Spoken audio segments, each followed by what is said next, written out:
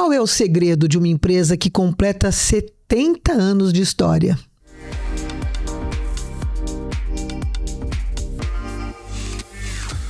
Olá, eu sou a Adriana Saman, esse é mais um NunaCast e hoje eu vou conversar com uma jovem liderança de uma velha empresa, uma marca antiga, mas que ao tempo todo está se reinventando, olhando para o presente e futuro sem esquecer o seu passado. Hoje eu vou falar com muita alegria, com muito prazer, com o Guilherme Gonzaga. Tudo bom? Tudo bem, Adriana, tudo bem, muito obrigado, né? Pelo convite, por poder estar aqui mostrando um pouco do nosso trabalho, um pouco dessa fase da Gonzaga. Maravilha. Então, assim, Guilherme Gonzaga é da Gonzaga Imóveis, né, Guilherme? Isso. Então, muita gente que é da cidade conhece, mas Sim. Quem não é, né? Gonzaga é essa potência, né, no mercado Sim. imobiliário que cresceu e se fortaleceu com uma marca completamente consolidada. Então, Sim. nós vamos falar um pouco de tudo isso. Só que a Gonzaga esse ano está fazendo 70 anos, 70 né? anos. E você não tem cara de que tem 70 anos. Não, tô um pouquinho mais novo que isso. Sim. Então, quer dizer, você chega bem depois. Isso. Então, vamos começar daí. Em que momento da história da Gonzaga você chega e vamos começar a contar essa história a partir daí? Ah, legal. Então, assim, como você falou, nossa empresa tem 70 anos. Ela foi fundada pelo meu tio Plínio em 1954, que era o irmão mais velho do meu pai. Eles eram 9 irmãos, né? Uhum. O meu pai era o mais novo desses irmãos. E lá em 1954, o tio Plínio deu uma oportunidade de emprego para o meu pai. Então ele começou com alguns cargos dentro da empresa, depois se tornou corretor. E quando ele se tornou corretor, ele se destacou muito como corretor, virou gerente de vendas. E o meu tio ofereceu sociedade para o meu pai nessa época. Então ele sempre... Seu pai é o... Meu pai é o Roberto Gonzaga. Roberto Gonzaga, que nos deixou em 2011. Uhum. Então, assim, eles sempre foram um grande exemplo, assim, para nós de parceria de trabalho, de irmandade, assim, sabe? E passa muitos anos trabalhando juntos. E em 1987, meu pai resolveu fundar uma empresa de locação de imóveis, porque quase ninguém focava em locação, né? É mesmo? Nessa época, eram poucas empresas que olhavam para a locação como um negócio próprio. Uhum. Ele comentou isso com meu tio. Resolveram fundar a Gonzaga Administradora de Imóveis Gonzaga na época, focada em locação. Em pouco tempo a empresa de locação acabou se tornando nosso carro-chefe, a gente se tornou líder de mercado. Estamos aí até hoje entre os grandes aí do sul, né? Na parte de locação, e continuamos trabalhando na parte de vendas, né? E assim, né? Aí seu pai abre a administradora de locação, Isso. Gonzaga. Bom, você deve ter nascido aí, né? Entre essas mesas. Que é? Isso foi em 87, eu nasci em 89. 89. Então nós estamos aí com uma criança que tá andando pelas mesas, Isso. brincando de escritório, carimbo. Isso. Né? Nem tinha nascido, né? Uhum. E com o tempo foi isso, assim. Meu pai sempre fez questão que a gente fizesse estágios dentro da empresa, né? Porque Sim. a gente conhecesse o nosso negócio. Ele sempre falou que a gente deveria estudar o que a gente quisesse, mas que a gente tinha que conhecer o negócio que a gente tinha, né? E assim, foi assim também com a família do tio Plínio, né? Uhum. Então, o nosso início no imobiliário acabou sendo assim. Mas eu acho importante eu me apresentar, né? Um pouco, de uma forma um pouco mais formal. Qual que é a tua formação? Aí você foi estudar o que você queria. Isso, me apresentando assim, quem que é o Guilherme, né? Uhum. Eu sou casado com a Mariana, nós temos 4 filhos. 4 filhos? Gente do céu. 4 filhos aqui e um no céu, porque a gente perdeu uma gestação no ano passado. Uhum. Mas... Você casou com 18 e começou a ter filho com 20. Eu casei com 24 e comecei a ter filho com 25. E não parou mais de ter filho, né? Não parei mais. E aí? Então, a nossa família é essa e a minha formação é medicina veterinária. Ah, você é veterinário? Sou veterinário. Uhum. E a nossa família, não junto com a família do Plínio, mas a família da minha mãe, a gente trabalha também com agronegócio. Uhum. Então a minha ideia no início era ir pro agro. E quando o meu pai faleceu em 2011, a minha mãe entrou para trabalhar na imobiliária junto com a Marília. Na época quando foi fundada a locação, a nossa empresa de locação, a Marília, que é a filha mais velha do meu tio Plínio, veio para trabalhar com meu pai na locação. E quando meu pai faleceu, ela se tornou a cabeça de locação, a nossa presidente ali. E minha mãe veio pro negócio, nunca tinha trabalhado no imobiliário. Eu lembro que uma época seu pai, sua mãe tinha um salão de beleza, não tinha? Tem ainda. Tem, do Golden Hair, ali no Shopping Estação. No Shopping Estação. O Golden Hair a gente vendeu ano passado, a gente tem hoje ainda o Golden Beauty Care, que é na rua, é ali na Visconde Guarapava. Tá. E uma curiosidade, por que alguém que está no imobiliário resolve abrir um salão de beleza? Isso é coisa do meu pai. É mesmo? O primeiro salão que a gente teve, ele comprou, na verdade, no ano que eu nasci, em 89. Que foi ali na Boca Maldita. Ali no centro ali, né, onde os políticos se encontram. Sim. Existia uma barbearia ali, que ele era cliente. E ele achou que aquele negócio daria dinheiro e ele resolveu comprar aquele negócio. Ele passou de cliente para dono proprietário. Do negócio. E desde então ele sempre teve salões. E meu pai sempre teve essa pegada empreendedora, assim. Sim, de pescar as oportunidades. E naquela época não se pagava em cartão, né? Então entrava tudo em dinheiro. Então eu via aquele dinheiro entrando. Sempre foi um bom negócio. O salão de beleza, ele sempre foi um bom negócio, bem diferente para tocar, assim. E desde então teve vários. O nosso do Golden Hair lá do Shopping Estação, a gente ficou com ele durante uns 20 anos. Ele ficou gigante desde que aquilo. Começou o shopping. E depois, esse que a gente tem hoje, a gente abriu depois do falecimento do meu pai. É mesmo? Aí foi alguns anos depois que surgiu a oportunidade desse de rua, que é o que a gente está até hoje. Então, mas enfim, eu só abri esse parênteses porque tinha essa curiosidade. Eu falei, poxa, então a gente trabalha tanto no agro quanto no beleza, mas o nosso principal negócio é imóveis. O pilar, né, dos negócios.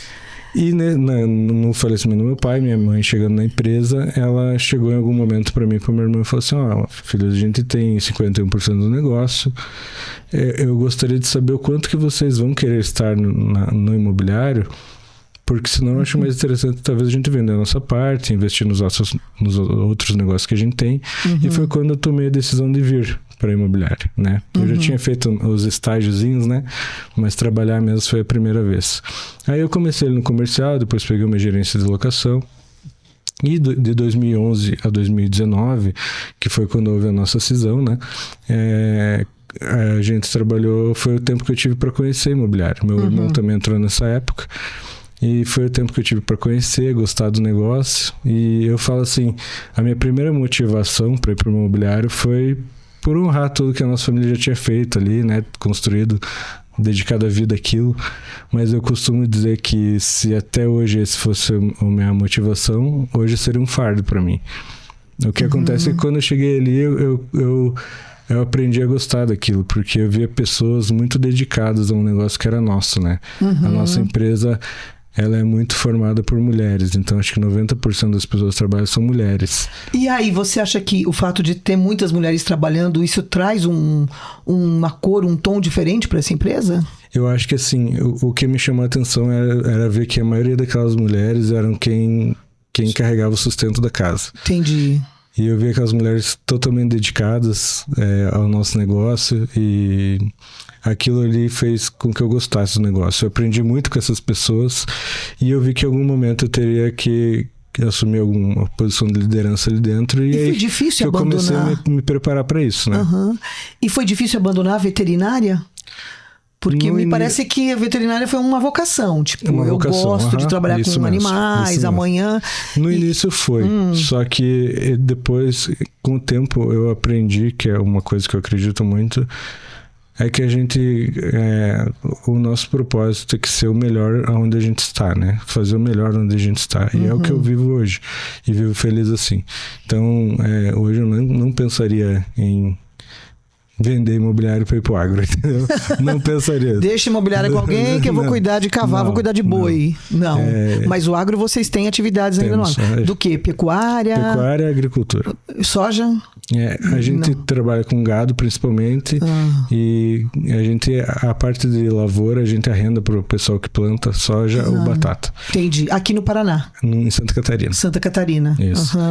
Só que ali quando eu entrei para a imobiliária, que eu vi que em algum momento, alguma posição de liderança eu assumi ali dentro, eu vi que eu precisava mudar a minha vida totalmente, assim. Foi quando eu resolvi voltar com a minha namorada e casar. Porque... voltar com a namorada significa que você tinha terminado com ela. Sim. Eu conheci minha esposa na faculdade. Ela é veterinária também. A gente namorou 2 anos ali. E depois a gente terminou. Ela voltou para a cidade dela, que é São José do Rio Preto. E durante 5 anos, né... Ficamos separados. Aquela vida de faculdade não tão comprometida. E eu percebi que para eu encarar os desafios que eu teria na liderança de um negócio, eu teria que constituir uma família, se tornar líder por completo, assim, né? Se eu fosse assumir uma posição de liderança ali dentro, tendo entrega ali dentro, eu teria que ter uma liderança na minha vida por inteiro. Então foi quando eu decidi vou liderar pegar essa mulher. Sim. E liderar logo um monte de filho. Daí eu já tive que aprender a fazer uma gestão de pessoas dentro de casa. Não, a tua escola tá em casa, imagina. Não, acho que você chega no imobiliário e fala, isso aqui é café pequeno. Esses dias eu tava numa palestra lá que eu fui dar palestra, e antes da minha palestra era uma palestra sobre RH, né? Sim. E eu brinquei no início da minha palestra, eu falei assim que vocês não sabem o quanto é difícil o processo de recrutamento e seleção de funcionários para uma casa que tem 4 filhos. Imagino. São as pessoas que nos entrevistam, na verdade. Deixa eu pensar 1000 vezes aqui para ver se eu vou encarar. E aí você assumiu esse lugar, né, de um cara de família, sim, com o projeto de uma família grande. Isso. Mas interessante teu pensamento, né? Alguém que quer olhar a liderança de uma forma global, né? Só que isso no início acabou não sendo tão fácil, né? Porque eu provoquei uma mudança que não foi tão natural na minha vida, né? Com certeza, apressou bem as coisas. Eu instiguei essa mudança e eu tive que correr atrás disso. Né? Então, isso de sustentar, né? Isso. E assim... Hoje, e na Gonzaga, o que você faz hoje, Guilherme? Qual que é o teu cargo? Eu sou diretor da toda a parte de comercial de locação, da parte administrativa de locação, da área de contratos ali, e da gestão de relacionamentos. O meu irmão, ele é diretor de vendas, RH e TI. E a dona Eva, que foi sempre o braço direito do meu pai para construir a empresa, é a nossa diretora financeira e de marketing. E Dona Eva tá quanto tempo lá? Nossa, a Dona Eva tá uns 45 anos. Ela tá uns quase 30 anos. 30 anos, nossa. E ela... Dona Eva, dá um olhar pra Dona Eva, falar pra ela assistir, né? Que deve ser bem importante aí. E a minha mãe hoje ela é presidente do grupo, então ela participa do conselho. A gente tem um conselho que é... Hoje ele atua mais ou menos como um comitê. Então a gente se reúne 2 vezes por semana, na terça de manhã e na quinta de manhã. Então tudo que acontece de algo grandioso ou decisões importantes das minhas áreas ou das áreas dos outros diretores, a gente leva para o conselho nesse lugar, nesse dia. Porque quando a gente assumiu a empresa, a gente tinha que fazer praticamente uma mudança de cultura. Então vamos pegar aí. Essa empresa está fazendo 70 anos. 70 anos. Eu acho que é a empresa mais antiga, né? Que movimenta. Talvez a Galvão, mas a Galvão veio depois, né? Eu não vou saber te dizer Plínio, eu acho que o seu Plínio é o segundo Cresce do Paraná, se não é o primeiro. Acho que foi a primeira empresa, eu acho, né? Então 70 anos, quer dizer, uma sexagenária. Isso. E a gente estava falando um pouquinho antes de você começar, né? Como é que a gente rejuvenesce, né? Vamos dizer que tem um etarismo. Falar, essa empresa, imagina, 70 anos, deve ser um povo super conservador, a turma das antigas, o tiozão do imobiliário. E não, vem você, um cara jovem, teu irmão, né? As pessoas ali dentro também se renovando. Como é que foi essa cirurgia plástica na Gonzaga para trazer essa juventude, esse frescor do tempo atual? A gente estava ficando um pouco com essa imagem daquela empresa antiga, né? Só que quem conhece a Gonzaga a fundo sabe que ela sempre se renovou, né? Em todos os momentos. Então, assim, a gente teve a sorte de sempre ter grandes líderes à frente da nossa empresa, né? Então, só que eles acabavam gerindo a empresa de acordo com a época deles, com as demandas das épocas deles. E uma característica que a gente tinha é que a nossa gestão era muito sempre centralizada no líder. E quando a gente assumiu a empresa ali, a gente teve que fazer um diagnóstico da empresa. E qual que foi o cenário que a gente encontrou? A gente era uma empresa com um nome muito forte, consolidado no mercado. Sim, uma marca, né? Uma empresa financeiramente saudável e uma empresa comercialmente bem agressiva, né? Só que a gente tinha algumas coisas que a gente precisava melhorar. A gente estava com bastante reclamação por demora e falta de atendimento. A gente estava com uma perda de proprietários maior do que a gente gostaria. E a gente estava com um clima organizacional que também não estava tão bom, a gente precisava melhorar. Olha aí. E diante disso, a gente entendeu que a gente precisava recuperar uma cultura de pertencimento da empresa por parte de quem trabalhava lá. A gente precisava voltar a buscar qualidade para o nosso cliente, né? A gente focou durante muitos anos muito no comercial, então a gente tinha que reorganizar a base. Uma vez, eu nunca me esqueço que meu pai chegou para mim e falou assim, em algum momento, ele falou: filho, eu acabei criando um monstro e hoje tá difícil de controlar ele, porque era uma empresa que sempre cresceu muito bem comercialmente e não existia muito tempo de se olhar para a base, para reorganizar a base. E a primeira coisa que a gente decidiu foi fazer isso. Então, nos últimos 4 anos, a gente reorganizou toda a base. E qual foi o grande desafio, assim? O que vocês encontraram que foi mais difícil de converter num outro caminho? Como muita empresa familiar no Brasil, a gente tinha aquela característica, assim, de processos não tão bem definidos. Então, assim, no mesmo setor, a gente tinha pessoas que tinham o mesmo cargo, cada um fazendo o trabalho de uma forma diferente. A gente tinha setores que eram totalmente dependentes de uma pessoa só, que ou era o funcionário mais antigo ou o gestor. Se a gente perdesse aquela pessoa, tinha que recomeçar o setor do zero. E quando o fundador está na empresa, isso é mais fácil, né? Você recomeçar. Mas a gente chegando como sucessor não é tão fácil. Então a gente optou por redescrever todos os processos da empresa, revisitar todos os setores, reformular todos os setores. E um dos grandes pilares da nossa nova gestão é que a gente criou um setor, uma área de gestão corporativa dentro da empresa, para controlar os processos, para controlar os indicadores, para fazer auditorias internas e para que a gente tivesse realmente um controle de qualidade para conseguir entregar isso para o cliente. Então, dentro disso a gente teve que se reorganizar e junto disso acabou vindo a tecnologia. Então, o nosso TI foi algo que mudou muito também. Então, o nosso TI antigamente era terceirizado. A gente só tinha interna a parte de manutenção de máquina, sabe? E a gente resolveu criar um time de TI forte. Hoje tem gestor, tem... E esse time, ele controla o quê? Ele acompanha o quê? O site, os aplicativos, tudo. Os anúncios? Hoje tudo. Então, tudo que a gente precisou criar de ferramentas para esses novos controles dos setores foram criados pelo nosso TI. E o que é possível a gente coloca dentro do sistema, que a gente trabalha com a Casasoft. O que não é possível a gente continua com os nossos dashboards ali. Então hoje a gente tem muito aquela ideia de gestão à vista. Então se for no nosso comercial lá, tem uma televisão assim, que a gente tem os números sendo atualizados em tempo real. Então isso ajuda muito o gestor no dia a dia do trabalho. Então a gente consegue trabalhar nossas metas muito melhor. E a gente lançou há um mês atrás o nosso novo portal. Então tá fresquinho, então. Tá fresquinho. E tem a ver com o aniversário da empresa? Lançar o portal 70 anos coincidiu ou não? Coincidiu, assim. A gente, como de 2019 para cá a gente vem se reestruturando, a gente montou esse time de TI que a gente também queria um TI que conversasse com a empresa, não fosse aquele TI fechado dentro do seu negócio que não quer nem saber do usuário. Então a gente montou um time com esse perfil, que a gente quisesse tivesse um olhar para as demandas, que tivesse olhar total para o usuário. E assim a gente hoje tem programador, a gente tem desenvolvedor, a gente tem analista de tráfego, então tudo isso dentro do nosso TI. Legal, mas assim, olhando do ponto de vista do cliente, o que mudou? O que vocês estão entregando nessas novas ferramentas que não existiam antes? E o que vocês têm que a maioria do mercado não tem ainda? Então assim, hoje a gente...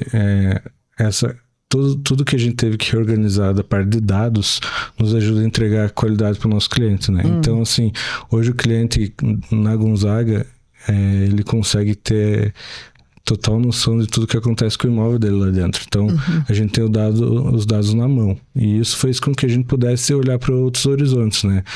Hoje, na nossa empresa, a gente não trabalha com portais imobiliários, a gente trabalha só com o nosso portal. E poucas empresas conseguem fazer isso, porque a gente conseguiu olhar para os dados e conseguiu montar um portal nosso do zero que entregasse total qualidade para o nosso cliente.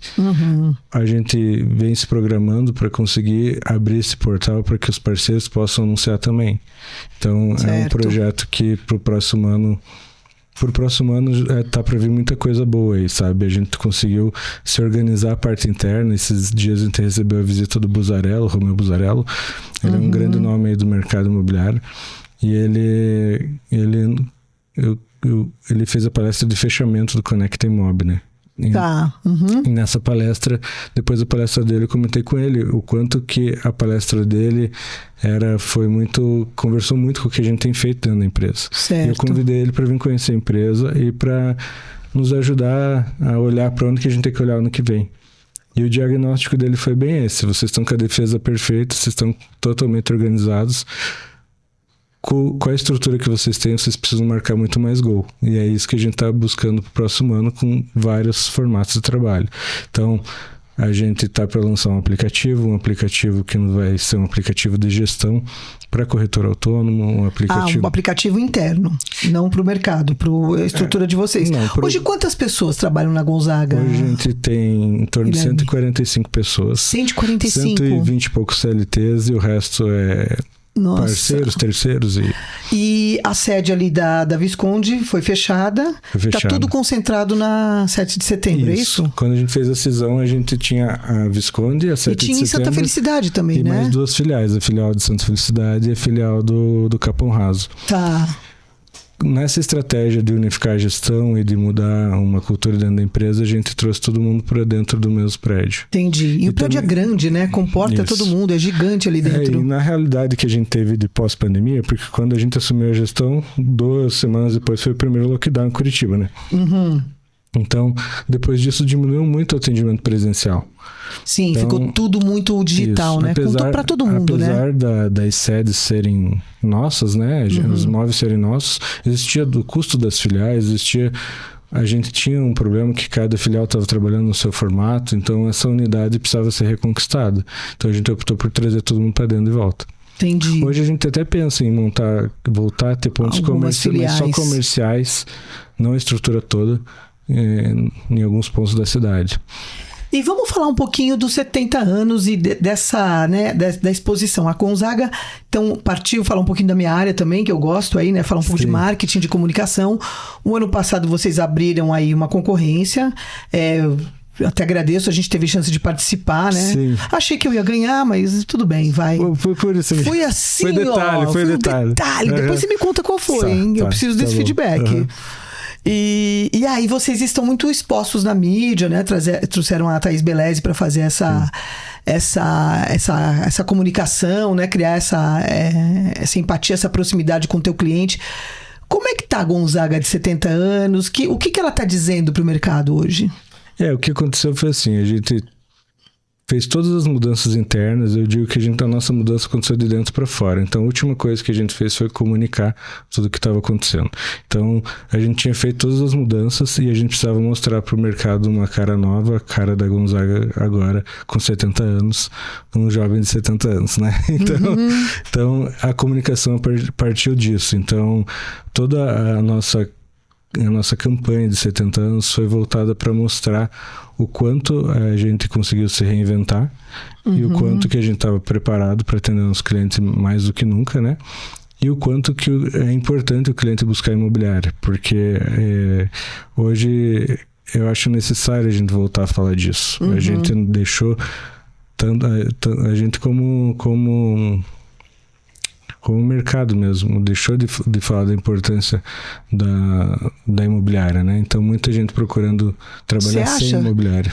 Que hoje as pessoas se sentem mais à vontade para procurar soluções sem um intermediário, sem alguém que consiga trazer uma consultoria. Eu não acho que as pessoas se sentem à vontade. Eu acho que as empresas precisam fortalecer mais o quanto é importante a imobiliária, o quanto é barato nossos 10% que a gente cobra para tudo que a gente entrega. Então, a gente quis comunicar isso de volta, né? Se for ver as propagandas que a gente tem com a Thaís Beleza, é falando disso. É mostrando o quanto é difícil você resolver um problema de manutenção, de inadimplência, você não tendo uma imobiliária por trás. Sim, não tendo esse anteparo, isso, né? Esse apoio. E ao mesmo tempo a gente teve que fazer o nosso rebranding, né? Então, nessa corrida ali que vocês participaram para a campanha dos 70 anos, sim, a gente acabou escolhendo uma empresa para fazer o nosso rebranding e uma para fazer a nossa campanha de 70 anos. Entendi. Então, dois caminhos diferentes. Dois caminhos diferentes. E essa empresa, então assim, se você pudesse definir essa persona da Gonzaga hoje, né, com 70 anos, né, quem que é essa persona? Ou quem é a persona do teu cliente? Quem é esse cliente, né? Por que a gente é a persona da Gonzaga, né? Por que a gente escolheu a Thaís Beleza, né? Porque ela é uma mulher que se comunica muito bem, é uma mulher muito ativa, né, no que ela se propõe a fazer, e ela tem a persona que a gente definiu na hora de fazer o rebranding era muito parecido com o que ela representa ali. Sim. Por isso que a gente escolheu a figura dela. Então, assim, hoje a Gonzaga é uma empresa que não é uma menininha de 20 anos, né? Sim. Mas é uma pessoa muito especialista no que faz, muito ativa. E madura. Madura e com a cultura de se importar. A gente... Como é que ficou o slogan mesmo? A imobiliária que você confia? A imobiliária que você confia. Que você confia. Então, a questão da confiança. Vocês entenderam que era uma fala importante, uma palavra importante para trazer. Porque, assim, a gente está num momento que existem algumas outras empresas chegando no mercado de Curitiba, né? E... pelo fato de Curitiba ser um mercado que trabalha muito a exclusividade e é um mercado muito atípico, então sempre foi muito difícil de pessoas de fora entrarem aqui. Sim. Algumas que tentaram não conseguiram. Voltaram e isso acaba com que a gente se acomode um pouco, né? Na nossa agressividade comercial. Então, como a gente sabe que tem novas empresas grandes vindo para cá no próximo ano, a gente quis... meio que marcar esse território, né? Pode vir todo mundo, mas não esqueça que tem empresas que você a imobiliária precisa que você confia confiar. Somos nós.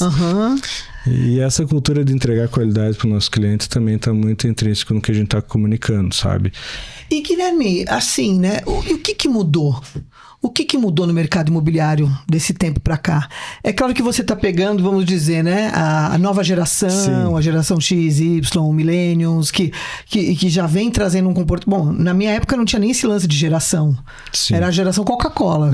Pronto, a gente tomava Coca-Cola, era o nome da geração. De gente, né?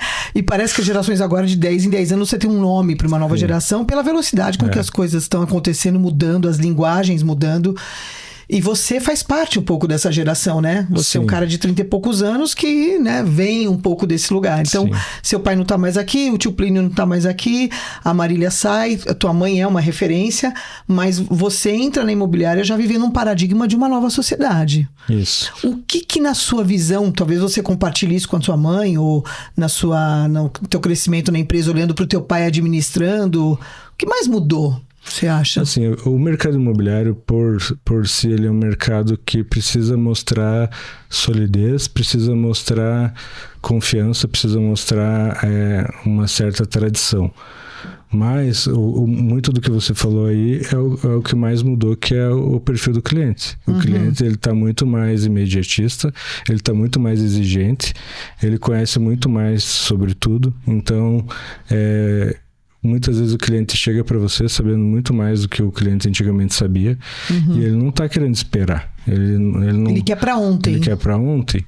E junto com isso, a tecnologia está acelerada, né? Então, assim, o que você pensa para esse ano já pode estar atrasado para o ano que vem. Então, muito da gente querer trazer a nossa TI para dentro, a gente criar, hoje a gente chama de escritório de inteligência e performance, é para a gente não precisar depender de terceiros para acompanhar essa evolução tecnológica. As mídias digitais vocês fazem lá dentro ou é uma agência que faz? A gente tem a agência, mas a gente cada vez mais busca ter o nosso time interno forte nisso. Então, fazendo as estratégias, o tráfego pago. A parte de tráfego pago está interno. É interno.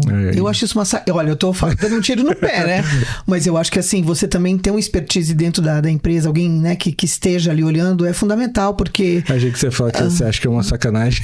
Não, eu acho que é válido também, sabe? Porque você tem um olhar interno do porque quem mais conhece o teu negócio? Sim. É você, né? O analista de dados eu acho que pode trabalhar em parceria, também. Mas é muito legal ter um analista interno para fazer esse tipo de movimento. E eu vou falar de uma anomalia aqui agora, mas o nosso o gestor de tráfego e o analista de dados não estão no marketing. A gente colocou dentro do TI. Olha só! Porque, assim, isso foi uma decisão muito interna nossa, assim, porque a gente via que o rapaz ali, a figura do gestor de tráfego, ele estava se comunicando muito melhor com o perfil da equipe de TI do que com a equipe de marketing. Ele conversa muito com o marketing. Sim. Mas a gente estava com um turnover grande ali na equipe de marketing, com esse cargo. Então, quando a gente pensou em colocar no TI, funcionou. Eles falam a mesma língua, né? Então, acabou funcionando, a pessoa acabou ficando e foi uma estratégia legal, assim. É uma anomalia que dá certo pra gente. Não, mas que bom, um sinal de que não é uma anomalia. Então, né? Você deve estar criando uma estratégia que quem está ouvindo fala, opa, deixa eu pensar nisso também. Porque, né, você entendeu como o processo, né, essa logística interna e inventou um jeito novo que está dando certo. Isso é maravilhoso. Assim como o analista de dados ficava na gestão corporativa, eu também coloquei para dentro do TI. Olha aí. E o que eu ia te perguntar sobre essa parte de divulgação? A gente estava falando aqui, então no meio dessa história toda, né, do ser humano, da questão humana, né? Tem um clichê, eu até evito um pouco, porque assim, 90% das pessoas que eventualmente você pergunta, falam, não, nós não vamos esquecer do ser humano, porque o olho no olho continua sendo importante, o aperto de mão, e tudo isso é válido. Sim. Mas eu entendo que assim, é como se as empresas tivessem abandonado um pouco esse lugar para se render completamente à tecnologia, para depois descobrir que isso é importante de novo. Com vocês também é assim? Foi assim? Não, na verdade não, porque assim, a gente... Porque a matriz de vocês não veio do digital, né? Veio no seu Roberto, o seu Plínio, ou da padaria, do cara do prédio. E sempre quando vieram opções da gente migrar totalmente para o digital, a gente sempre não foi e a gente quis se manter como uma empresa humana que usa o digital a favor dela. Então, assim, eu vejo muito o digital, a tecnologia, como uma ferramenta para ajudar o humano, né? Porque, assim, no final das contas, se tudo virar digital, qual que vai ser o teu diferencial, né? Vai ser ter a versão mais nova desse digital? Assim, eu acredito muito em pessoas, né? Então... O nosso time, a gente conseguiu, hoje a gente tem um senso de pertencimento da nossa equipe muito grande, né? Eu não tenho problema de perder pessoas para outras empresas, porque... Elas se sentem bem trabalhando ali. A gente está falando de pessoas que vão entregar para os nossos clientes, né? Sim. Então, muitas das mudanças que a gente fez na empresa foi querendo trazer um ambiente melhor de trabalho para as pessoas que estão ali, para que elas tivessem condições, junto com as ferramentas tecnológicas, de entregar qualidade para o nosso cliente. Então, a relação humana é uma coisa que eu acredito muito, até nem comentei, mas a pós-graduação que eu curso hoje é Antropologia Filosófica, que é o estudo do ser humano, o estudo da pessoa. Você é danado, hein?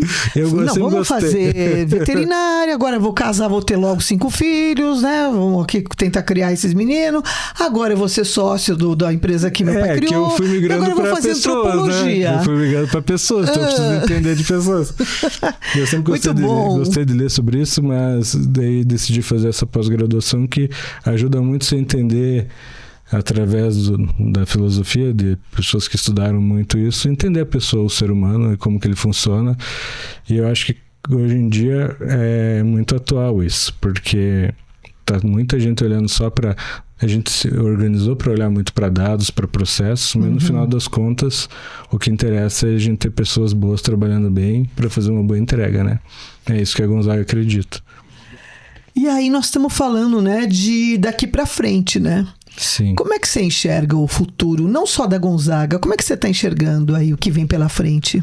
Assim, você pessoalmente, queria uma visão tua, porque um cara que orbita em tantos lugares, né, e se atira de uma forma corajosa em alguns desafios, como é que você enxerga? Eu não posso não ter uma visão esperançosa, porque eu acredito, por estudar o que eu estudo, eu acredito muito no ser humano.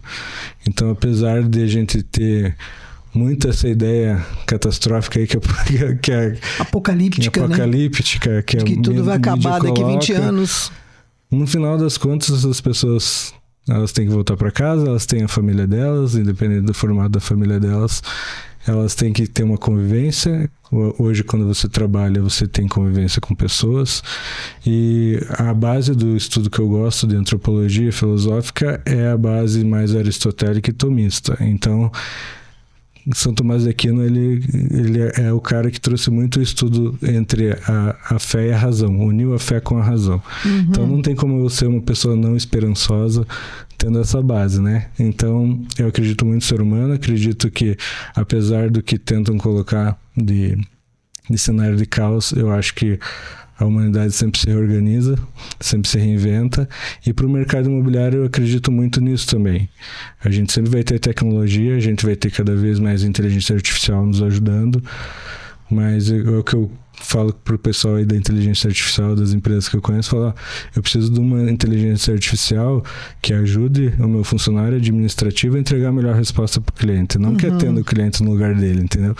Sim. Então, eu acho que eu tenho uma tese, esses dias eu falei para alguém, falei assim, fica tranquilo que do mesmo jeito que está surgindo a inteligência artificial, do lado vai surgir a burrice artificial. Porque, né? Sim. Natural. Em algum momento, isso que está aqui, que a gente não pode confiar 100% todas as respostas, porque não existe. E o que não dá para deixar acontecer é que a burrice artificial venha por parte da gente, né? Por exemplo, hoje em dia você vai ver o pessoal do marketing querendo só fazer texto através do chat GPT. Exatamente. Isso aí é a burrice artificial vindo através da gente. Porque o Google daqui a pouco vai ter filtro para entender o que é um texto de inteligência artificial, o que não é. E se ele está querendo melhorar o SEO dele lá através de texto de inteligência artificial, não vai ser por muito tempo. Então... e acho que assim, como tudo que é artificial, fica faltando a autenticidade de cada fala. Então, se eu tivesse com o Guilherme artificial aqui, uma holografia tua, um avatar, em algum momento, né, a tua fala vai ser correta. Você vai... Sim. Você é um avatar, não? Não, ainda Você não. Você é um ser humano. Deixa eu ver. Não quero ser avatar. Tá gelada a mão, é porque, né? Não chegamos nesse lugar. Não. Mas eu penso que, assim, as respostas são previsíveis, elas estariam numa interação completamente previsível, né? Mecânica. Por mais que tenha, né? A inteligência artificial está trazendo um pouco os traços, a organicidade do humano, mas é artificial. Né? Só esse nome já dá um consolo, porque não tem como a gente entender esse lugar orgânico que dá o defeito, e o defeito muitas vezes é o que traz o acerto, traz a grande descoberta, o eureka, né? A grande história do ser humano é porque em algum momento algo deu errado e pum, se fez a luz, se fez a máquina e o motor. E eu acho que isso é muito interessante, porque podem ter todos os esforços, mas enquanto isso for artificial, isso sempre vai ter um teto, né? Sim. Ela vai bater e voltar, bater e voltar. A autenticidade das coisas, ela tá num outro lugar que essa inteligência ainda não alcançou. Se um dia alcançar, aí, amigo... aí nós estamos perdidos. O que eu falo para as nossas equipes lá, meu irmão fala muito isso também, é que a gente deve... Cada vez a gente vai ser mais diferenciado se a gente conseguir trabalhar a parte humana num mundo que está só querendo botar atendimento artificial, né? Então, assim, você poder sentar... É muito da relação de corretagem isso. Você sentar, entender a necessidade do cliente e você buscar entregar para ele o melhor que você puder, né? O meu sonho para nossa empresa é que cada atendente lá queira ter uma vontade natural assim de resolver o problema do cliente, de atender ele da melhor forma, não aquele atendimento automático, porque realmente esse vai ser substituído por inteligência artificial, né? É automático, você disse bem, né? Eu tô filosofando aqui, como você falou de antropologia e filosofia, comecei a filosofar e fico pensando assim, né? Você tem que ter um lugar, uma margem pro erro, pro defeito. Sim. Porque embora a gente dá esses nomes para as coisas que a gente, vamos dizer, critica, mas é a partir desse universo, né? Da dúvida. Nós temos que ter a dúvida sobre as coisas, senão a gente não avança. E a inteligência artificial é sempre uma certeza, né? Sim. O texto é o texto certo, a imagem certa. Enquanto a gente preservar a dúvida nesse mundo e precisar dela para evoluir, acho que a gente está salvo. Isso foi uma das coisas que a gente precisou melhorar dentro da empresa também. A gente estava vivendo um formato que as pessoas estavam começando a criar aquela cultura de esconder o erro, sabe? Péssimo, hein? Por medo do que vai acontecer, Sim. por medo de como que vai encarar as coisas e a gente teve que mudar a chave do pessoal para isso, para que a gente fosse uma gestão de erros à vista. Não tem problema a gente errar, a gente vai estar junto para entender, para achar uma outra solução. O que não tem espaço é erro de má fé, né? Mas o erro de trabalho, erro de que depende de um tempo, depende de uma tolerância, de um aprendizado, isso sim. é bom, né? Chega a ser bom, né? A nossa área de suporte ao cliente, que é uma área que a gente criou dentro da gestão corporativa, é para isso mesmo, porque assim, quando você trabalha em mercado imobiliário, principalmente de locação, você vê que você está trabalhando com o proprietário, com o locatário, e você tem que intermediar essa relação. Então, em muitos momentos, algum deles vai achar que você errou. Sim. E o quanto que esse erro é procedente, o quanto que esse erro não é procedente. Se você olhar para toda reclamação que a empresa tem como um erro, só como reclamação, você acha que você faz um trabalho muito medíocre, né? Só que quando você começa a olhar, a gente começou a olhar para todas as reclamações, tabular o que é procedente, o que não é procedente, ir a fundo para tentar entender qual que é o real problema que o cliente está tendo, a gente começou a mostrar para as pessoas que a gente não estava preocupado com o erro. A gente queria buscar uma solução, né? Então hoje todo cliente que entra em contato com a gente para fazer qualquer reclamação através de Google, Meu Negócio, Reclame Aqui, mídias sociais ou pelo nosso canal de suporte, a gente tem uma equipe que recebe isso, analisa e vai junto ao setor para entender e só larga da mão do cliente quando está resolvido. Então, é porque se você não admitir o seu erro, você vai querer clientes perfeitos também, né? E o cliente também vem cheio de defeitos, de erros, porque nós somos a mesma matriz, né? Qualquer pessoa que trabalha na Gonzaga poderia ser um cliente seu, com as mesmas questões. E alguns são. Então nós estamos falando tudo farinha do mesmo saco. Sim. Guilherme, nós estamos indo para os finalmente dessa conversa. Já passou muito rápido. Não é? Essa é meio que uma tradição desse podcast, a gente vai falando e as coisas passam rápido, geralmente quando o papo é bom, né? Sim. Eu queria que você deixasse uma última fala, alguma coisa que você acha relevante, né? Nós estamos fechando 2024, enfim. Olha, o que eu posso dizer assim é que 2024 para Gonzaga foi um ano muito bom. Que bom. Foi um ano que a gente conseguiu mostrar o trabalho que a gente vem fazendo aí nos últimos 4 anos para reestruturar a empresa.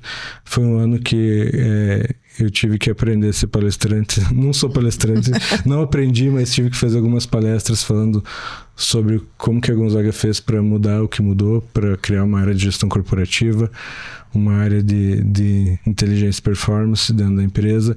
Então isso nos mostrou para o mercado nacional como que a gente ainda é referência. Então para a gente foi muito bom isso. Nos trouxe a oportunidade de ter novos parceiros aí trabalhando com a gente pro próximo ano.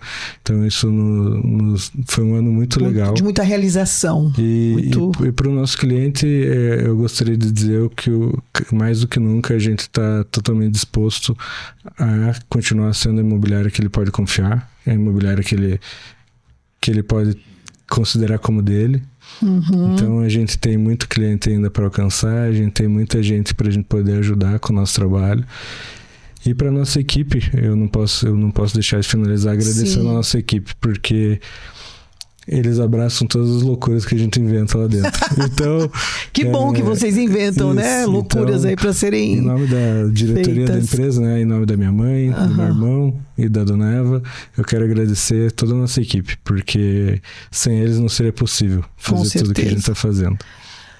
Cara, muito obrigada pela sua entrevista. Eu confesso que eu tô saindo dessa conversa com um gostinho de quero mais, assim, né? Mas enfim, E sucesso, né? Sucesso para Gonzaga Imóveis, essa empresa que consolidou sua história em Curitiba. Obrigado. 70 anos não são 70 dias. Não. E ver a nova geração chegando, você com esse tônus, com uma visão mais ampliada, com antropologia no meio, com filosofia, com mercado imobiliário. Sim. Isso tudo traz bastante verdade, né? Pro que você faz e porque as pessoas percebem o que a Gonzaga faz no dia a dia. Sim. Então, muito agradecida, um privilégio muito grande ter você aqui. Eu que agradeço, Adriana, pelo espaço, por o NunaCast ter nos recebido. Foi muito bom. Obrigado. Bacana. E a você que estava aqui acompanhando a nossa conversa também, nosso muito obrigado.